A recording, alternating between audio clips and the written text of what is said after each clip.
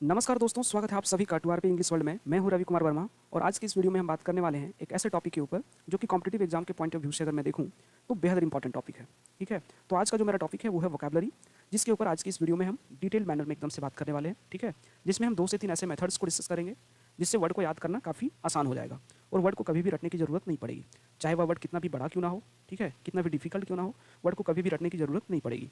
तो ज़्यादा समय ना लेते हुए बढ़ते हैं इस वीडियो में आगे की ओर और चलते हैं अपने टॉपिक पे। तो आज का जो मेरा टॉपिक है वो है वोकैबुलरी, जिसके ऊपर आज की इस वीडियो में हम लोग बात करने वाले हैं।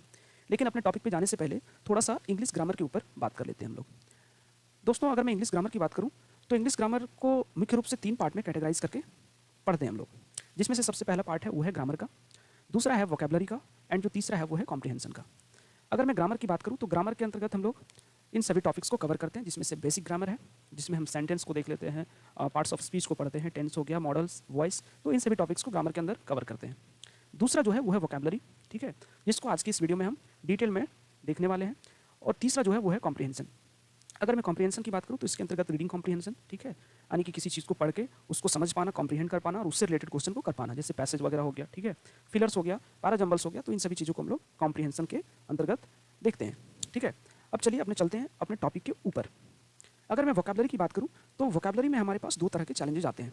सबसे पहला जो चैलेंज है वो है हाउ टू रिमेंबर का, और जो दूसरा चैलेंज है वो है हाउ टू यूज़ का, राइट। अगर हाउ टू रिमेंबर यानी कि वर्ड को कैसे याद करें और वर्ड को कैसे यूज़ करना है, ठीक।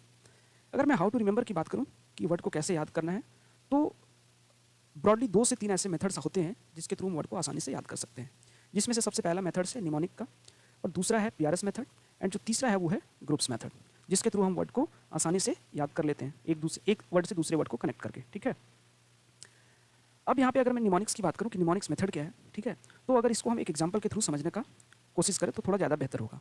अगर मैं आपसे पूछूं कि आपकी कोई बचपन की ऐसी घटनाएं, ठीक है, और दूसरी ओर पूछूं कि आपने आज से 2 से 3-4 दिन पहले आपने क्या पढ़ा, ठीक है, इनमें से दोनों में से आपको बताना हो कि आपकी बचपन की कोई ऐसी घटना है और 2-3 दिन पहले आपने क्या पढ़ा, तो ऑब्वियस सी बात है कि आपकी बचपन की घटनाएं जो आपके साथ घटित हुई हो उस चीज़ को आप बेहतर तरीके से बता सकते हैं, बजाय आपने 2-4 दिन पहले क्या पढ़ा उस चीज़ की अपेक्षा, राइट। तो इससे क्या चीज़ पता चलता है कि हमारे मेमोरी में टाइम का कोई लेना देना नहीं है, ठीक। हम अगर किसी चीज़ को किसी इंसिडेंट से, ठीक है, किसी पर्टिकुलर चीज़ से एसोसिएट करके उससे कनेक्ट करके अगर याद करते हैं, ठीक है, तो हमारे माइंड में वो ज़्यादा टाइम तक बना रहता है, ठीक। तो उसी प्रकार से निमोनिक्स एक ऐसा मेथड है जिसमें हम क्या करते हैं, किसी भी चीज़ को किसी पर्टिकुलर चीज़ से, किसी इमेज से, किसी वीडियो से, किसी इवेंट से, उस चीज़ से हम कनेक्ट करके याद कर लेते हैं, ठीक। वो है निमोनिक्स मेथड। दूसरा जो मेथड है वो है पीआरएस मेथड, ठीक। अब ये पीआरएस मेथड क्या है? पीआरएस मेथड एक ऐसा मेथड है जिसमें हम क्या करते हैं कि वर्ड को याद करते हैं, एक वर्ड को 2 से 3 पार्ट में तोड़ करके उसके मीनिंग को समझ करके याद करने का काम करते हैं, ठीक है। ये है पीआरएस मेथड। अगर पीआरएस मेथड, ये इसका एब्रिविएशन फॉर्म है, अगर मैं इसकी फुल फॉर्म की बात करूँ तो पी स्टैंड्स फॉर प्रीफिक्स होता है, R stands for root word and S stands for suffix, right. तो ये इसका हो गया। प्रीफिक्स की बात करूँ तो इसका हिंदी मीनिंग होता है उपसर्ग, रूट वर्ड इसका मतलब होता है मूल शब्द, और सफिक्स की बात करूँ तो इसका मतलब होता है प्रत्यय, राइट। तो ये दोनों मेथड्स हैं जो कि ब्रॉडली ज़्यादातर हमको कहाँ पे हेल्प करता है। अगर एग्जाम के पॉइंट ऑफ व्यू से बात करूँ तो जैसे वन वर्ड सब्स्टिट्यूशन हो गया, स्पेलिंग एरर हो गया, साइनो एंटो हो गया, यानी कि सिनोनिम एंटोनिम, तो इन सभी जगहों पे हेल्प करता है ये दोनों मेथड्स, राइट। ठीक है, अब हाउ टू यूज़ यानी कि वर्ड को कैसे यूज़ करें, तो यूज़ करने के लिए कभी भी वर्ड सिमिलर वर्ड हो, एक ही तरह के वर्ड हो, तो उस वर्ड के बीच के डिफरेंसेस को जानना बहुत ज़रूरी है, ठीक है, तभी हम वर्ड को सही तरीके से यूज़ कर पाएंगे, ठीक। अब यहाँ पे कुछ ऐसे वर्ड दिए हुए हैं जो कि पीआरएस मेथड पे बेस्ड है ये वर्ड, ठीक, कि किस प्रकार से पीआरएस मेथड पे बेस्ड जो वर्ड है कैसे हम पीआरएस मेथड लगा करके उस चीज़ को याद कर सकते हैं। चलिए इस वर्ड के थ्रू हम समझते हैं। जैसे कि यहाँ पे एक वर्ड है सोमनीलॉक्विस्ट, राइट, एक वर्ड है सोमनीलॉक्विस्ट।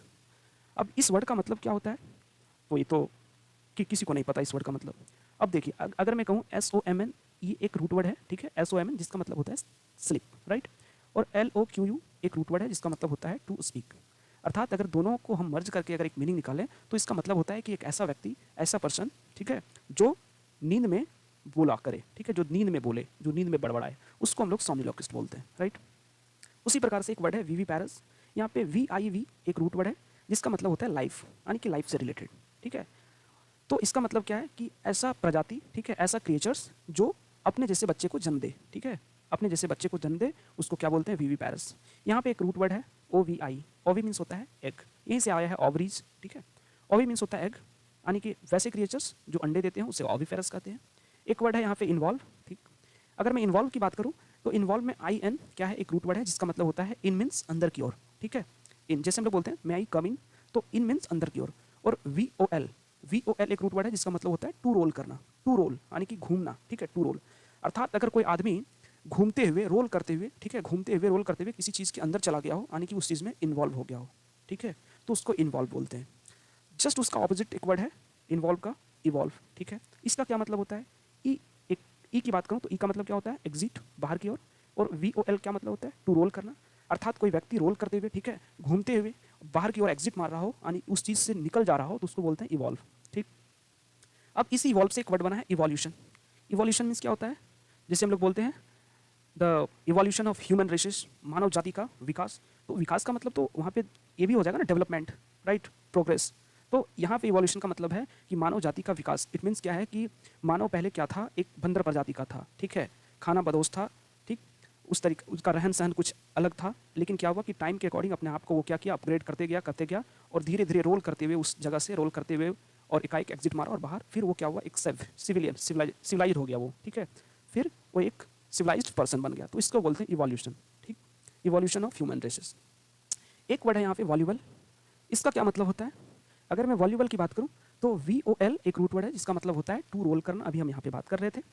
और एबल, वॉल्यूबल, ठीक, एबल मीन्स योग्य, यानी कि एक ऐसा व्यक्ति, वॉल्यूबल का मतलब होता है फ्लुएंट स्पीकर, ठीक है, एक ऐसा व्यक्ति जिसका टंग, ठीक है, जिसकी जीभ, ठीक है, अच्छे तरीके से रोल करे, ठीक है, उसको हम बोलते हैं वॉल्यूबल, यानी कि फ्लुएंट स्पीकर, जो अच्छे तरीके से एकदम से फ्लुएंसी के साथ बोले, उसको वॉल्यूबल कहते हैं, ठीक है। तो ये वर्ड जो था, ये सारे वर्ड थे पीआरएस मेथड पे बेस्ड। अर्थात इससे पता चला कि वर्ड चाहे कितना भी लंबा क्यों ना हो, कितना भी डिफिकल्ट क्यों ना हो, अगर पीआरएस मेथड का सही ज्ञान है तो हम वर्ड को आसानी से याद कर सकते हैं और कभी भी स्पेलिंग एरर का भी चांस नहीं रहेगा, क्योंकि वर्ड को क्या करते हैं हम कि पार्ट पार्ट में बांट करके उस चीज़ को याद करते हैं, राइट। और एक सबसे अच्छी चीज़ है कि जितने भी इंग्लिश के वर्ड बनते हैं, ठीक है, जितने भी बनते हैं उसमें से 60 to 70% जो भी वर्ड होते हैं निमोनिक्स, पीआरएस मेथड और ग्रुप्स, इन्हीं सभी तीनों मेथड्स के आधार पे बनते हैं, राइट। तो ये था पीआरएस मेथड। अब जो नेक्स्ट है हम बात करने वाले हैं ग्रुप्स की, राइट। अगर मैं ग्रुप्स की बात करूँ तो ग्रुप्स में हमारे पास ये सभी चीज़ें, जैसे कि होमोफोन्स हो गया, पैरोनिम्स हो गया, होमोनिम्स हो गया, तो ये सब चीज़ ग्रुप्स के अंदर आते हैं, राइट। अब मैं होमोफोन्स की बात करूँ तो होमोफोन्स क्या है, homophone a word that is pronounce the same as another word but that has different spelling and meaning. एक ऐसा वर्ड, ठीक है, जिसको प्रोनाउंस करने पर जिसका एक ही जैसा, ठीक है, दूसरे वर्ड के जैसा, दोनों वर्ड का सेम ही प्रोनाउंस करने पर सेम ही आवाज़ आए, ठीक, लेकिन उसका डिफरेंट स्पेलिंग हो और डिफरेंट मीनिंग हो, तो वैसे वर्ड को हम लोग क्या कहते हैं, होमोफोन कहते हैं। जैसे कि एक वर्ड है यहाँ पे एग्जांपल के तौर पे हम लोग देखिए समझते हैं, यहाँ पे एक वर्ड है यहाँ पे मेटल, ठीक है, और एक वर्ड है यहाँ पे ये भी है मेटल। स्पेलिंग क्या है, दोनों का अलग अलग है, लेकिन अगर हम प्रोनाउंस करते हैं इस वर्ड को तो इसका प्रोनाउंसिएशन सेम है, ठीक। तो ऐसे वर्ड को हम लोग होमोफोन्स बोलते हैं। जैसे मेटल, इसका मतलब होता है धातु, और इस वाले मेटल का मतलब होता है काबिलियत, ठीक है, काबिलियत, राइट, जिसको बोलते हैं एबिलिटी। तो क्या है कि इस मेटल का मतलब हमको पहले से पता था कि इसका मतलब धातु होता है, जिसको हम जैसे कि आयरन बोलते हैं, कॉपर बोलते हैं, तो उस वाले धातु का बात कर रहे हैं हम, ठीक है। तो इस मेटल का मतलब हम लोगों को पता था, लेकिन इस मेटल का मतलब हम लोगों को नहीं पता था। अभी क्या हुआ कि इस मेटल के थ्रू हम लोग इस मेटल को अपने माइंड में रजिस्टर कर लिए, ठीक, कि इसका मतलब क्या होता है, एबिलिटी, काबिलियत, ठीक। तो इससे क्या पता चलता है कि ग्रुप्स के थ्रू भी हम वर्ड को आसानी से याद कर सकते हैं, एक वर्ड के हेल्प से दूसरे वर्ड को हम लोग अपने माइंड में रजिस्टर कर सकते हैं। तो ये हो गया ग्रुप्स का, कि इस तरीके से ग्रुप्स के थ्रू हम वर्ड को याद करते हैं।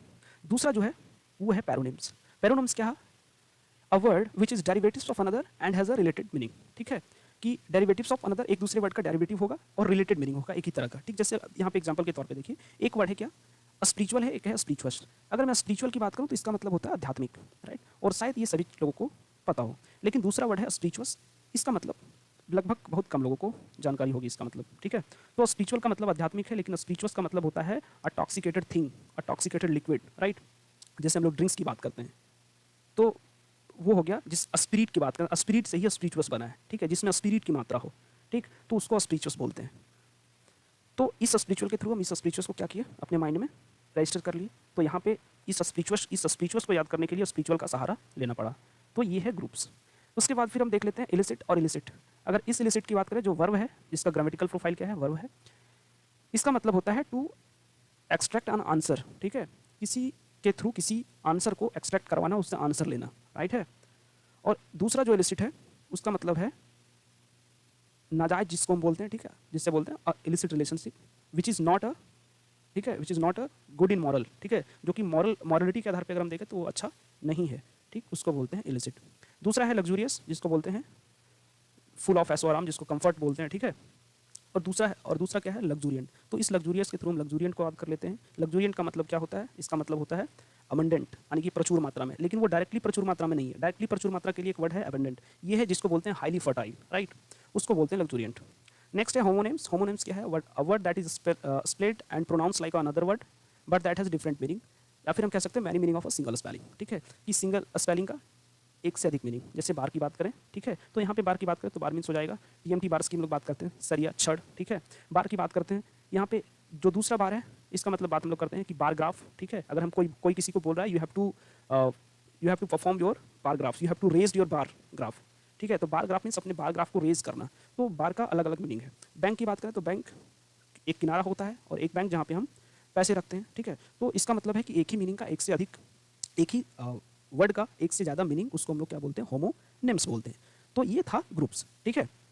तो आज की इस वीडियो में इतना ही। अगर यह वीडियो आप सभी को पसंद आया हो तो वीडियो को लाइक करें, चैनल को सब्सक्राइब करें, ठीक है, और अपने दोस्तों के साथ शेयर भी करें। मिलते हैं अगले वीडियो में एक नए टॉपिक के साथ। तब तक के लिए keep learning, keep practising. Thank you.